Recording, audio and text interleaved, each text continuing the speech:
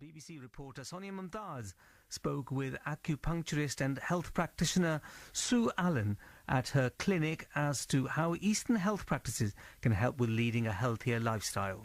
Eastern practice, where health is concerned, the main focus is on the body, about what's happening inside the body and making sure that it is healthy, functioning and doing well. And when that is happening, the whole body, including the brain, the outlook, becomes healthy, and then there is vitality. Is this all from India and China then? It is mainly India and China where, all these kind of methods of healing prevails, and it's still going strong because of the strong civilization that's going on now in China and India. And obviously people, these countries are doing well as far as health is concerned. They're not just totally relying on the modern methods of healing, which is, like I said, just a tablet, and just surgery on its own. Okay, now Sue, we know that you've come from Lancaster, and up there you've served a lot of the South Asian people. What kind of problems did you come across, especially in the South Asian culture? I think in the South Asian culture, mostly they are similar to the people who suffer, who live locally or come from England, rather.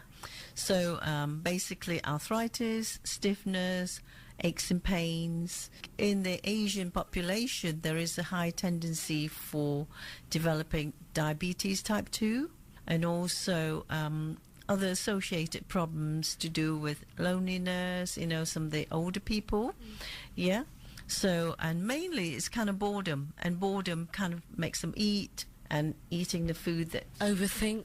Yeah, overthinking, and all the issues that comes with blending in, with a new culture, because the younger population, Asian population, are becoming like their peer groups, so you find that the older population kind of suffering a little bit, but not too severely like the local population. So what kind of healing properties would you give to somebody that may be suffering from diabetes type 2, and how will your healing properties help that? Well, as far as diabetes is concerned, the main problem is in the diet. I think the diet is number one, but there has been a lot of research to show that diabetes doesn't just happen because of the diet, but the diet, in terms of diet, to be more kind of clear about this, it's mainly that when your diet suffers from lack of vitamins and trace minerals, your organs, such as the pancreas, which is involved with diabetes type 2, becomes sluggish. It doesn't work very well. So when it becomes like this, it's unable to produce enough insulin. Plus the fact that we eat a lot of high carbohydrate food in the Western world. So it is a chronic situation. The best situation is really to prevent it happening. To prevent it happening is you take the early signs such as tiredness, sluggishness, and starting to put on weight, and take these signs as a need for your body to take enough vitamins, trace minerals to start with. Once you sort out the basis of this biological health, you will then not go on to put on weight and develop diabetes. But obviously when you start to develop diabetes, then there are other solutions such as some herbals like okra liquid, okra soaked in liquid overnight, in water overnight, and drinking the liquid. And this has been shown to help with the type 2 diabetes. How about some of the other problems that some cultures or South Asians can actually hide, like mental health problems? Do you find these Eastern practices can help with that? Customers do come for problems such as anxiety, depression, and unable to get out, that kind of thing, which creates, this kind of feeling. And, the kind of mental problem is slightly on the increase in the Asian population, and they are seeking help such as massage. Acupuncture can help greatly with anxiety and depression. It can help to restore the body, and often when you're in that state, you are in an early state of body change. Your body changes. There's chemistry.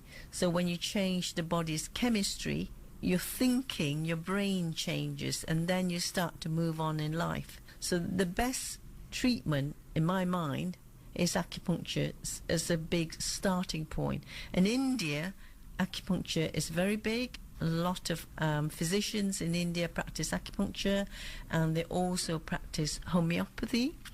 And obviously massage can help in conjunction with acupuncture to get your body back to health and for you to get back into the community. There we go. That's acupuncturist and health practitioner Sue Allen talking to BBC's Sonia Mumtaz. Our BBC reporter Sonia Mumtaz went to visit health practitioner Sue Allen in Bristol to find out some of the reasons behind this trend and to talk about mental health in general. What can actually happen to the state of mind when it's in such a bad state? It is said that anxiety can increase and depression can sink in. When somebody is in the state of anxiety, there would have been a lot of thoughts going through the mind, trying to find solutions for them.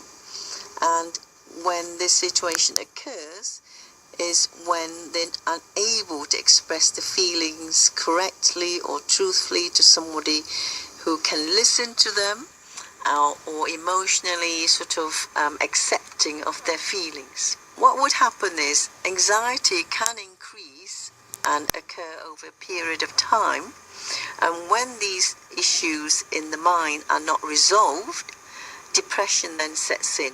Mostly depression and anxiety, usually due to lack of the ability to achieve the aspirations in life. And for these people, especially women in this kind of age group where the suicide rate could be quite high, could be because the support service around them is not sufficient for them to have access to.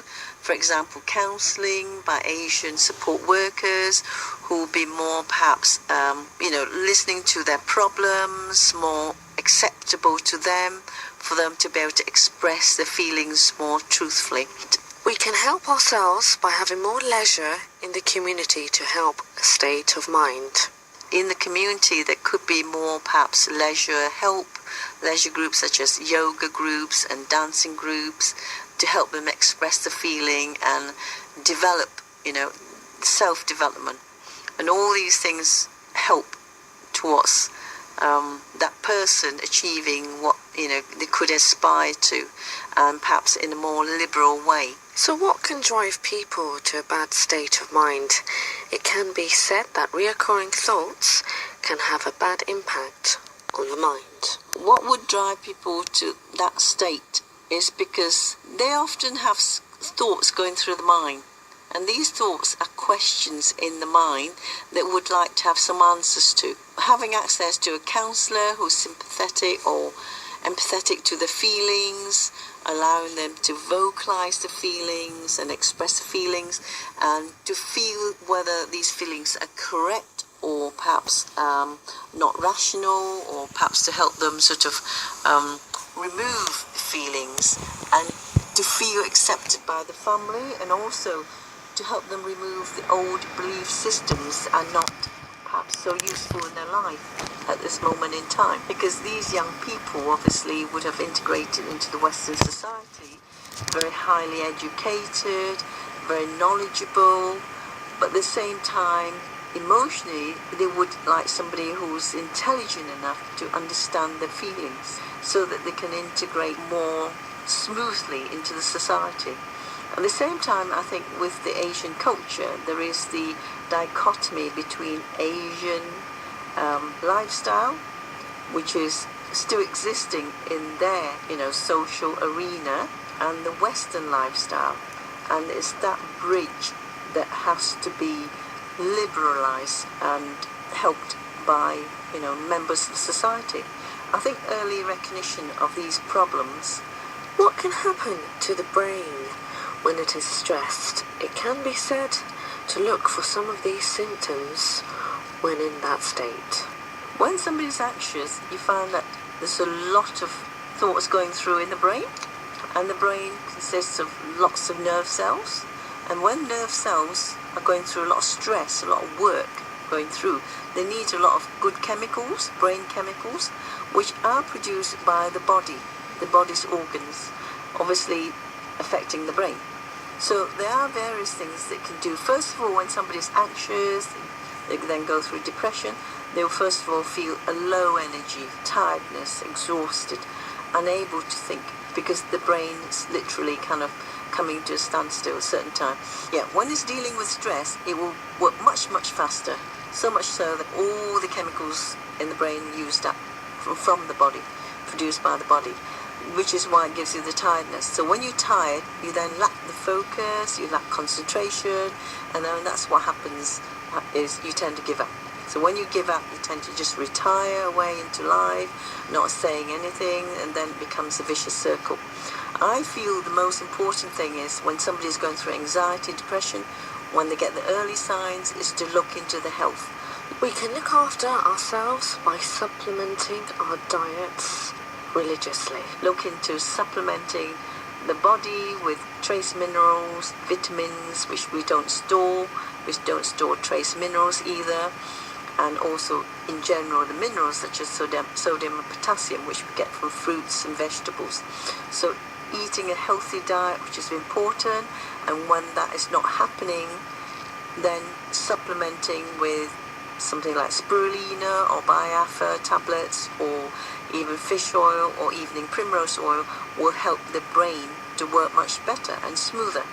That is Sue Allen, who's the health practitioner, who's talking to BBC's Sonia Mumtaz.